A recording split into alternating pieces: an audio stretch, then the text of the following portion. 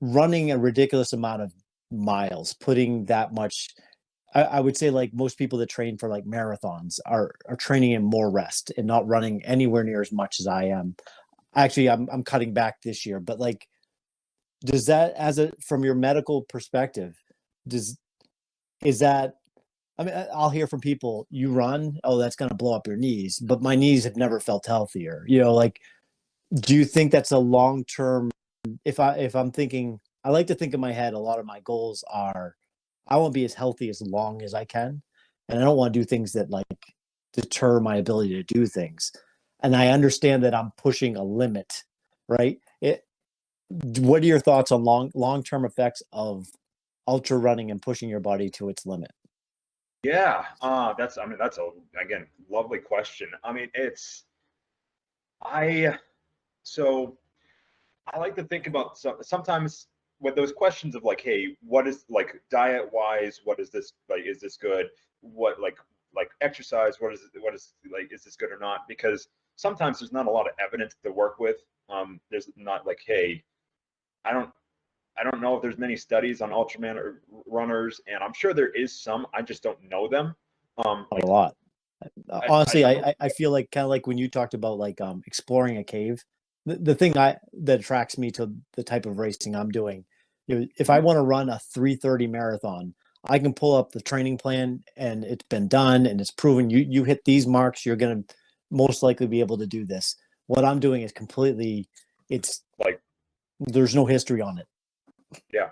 So it's yeah, like it is, and like hey, you can bring up the training schedule, but like for marathon, but I don't know. I don't know. I don't know of studies of like comparing even like a marathoner versus like regular life, like who's more prone to having their knees blown up or osteoarthritis and all these other things. I don't know actually, and it's maybe just ignorance on my part. But I'll put it this way: when I don't have that information, I try and think about it in different terms of like, and so I mean I just like I'm a scientist, I guess, in the background of being medicine. But like, I think a lot of things like evolutionary terms of like, hey, what was it? What did our predecessors do? And what was their life like? And what did they do? Well, if you think about it, like, I mean, if we like, how we functioned as humans and hunted is we outran animals. We have ability to like we have an ability to sweat, and like why we don't have fur everywhere is because we can sweat and we can deal with heat. And there's a lot of animals that can't do that. And yes, there's deer will always outrun us in that sprint, but if you put us against each other in a 24-mile race, humans are going to win every time, because we can deal with heat, whereas they're going to like get exhausted and be like, I need to cool down. I can't, like, my body cannot do this. And, like, their body stops doing it. And that's how we function. So if you try and think about like the Ultraman run, like, is that healthy for our body? And like, is that healthy? I think it is, because that's how we hunted. Like, we'd go out, like our predecessors, for how many years you want to say it is, but like hundreds of thousands of years, that's like hunter-gatherer society. We would go and outrun an animal with spears and sticks and whatever thing we had. Even before that, before we even had those, well, guess what? We went out and outran them, outdistanced them. Actually, is probably a better way of saying it. And so, is that healthy? Probably, in my opinion. Is it healthy for your body to be able to do that? And can your body recover from that?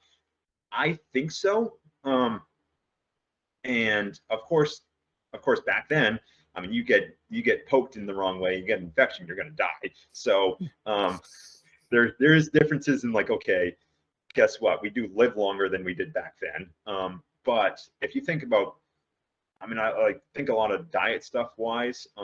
Like, what did we eat? What did they eat back then? Because the last 200,000 years of impact on our gut and how our body processes food has more impact than the past 200 years, on evolutionary, like why our bodies function the way they do. And I mean, obesity is a pretty new phenomenon. And like it is like you could find obese people back in 1600s or whatever, but guess like it was few and far between. And if you look at our diets from like even 1600s versus now, like what we're eating, what's happened, like, and like how we eat and everything, it's quite different. And so these are a lot of my opinions. Again, this is not like, this is my opinions based on like what I know from science and I know from like medicine and all that, but it's not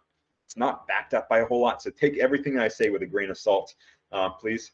But and but if we eat more, if we exercise more and eat more like we did 100,000 years ago, we're probably going to be healthier than if we try and do what the average person does nowadays.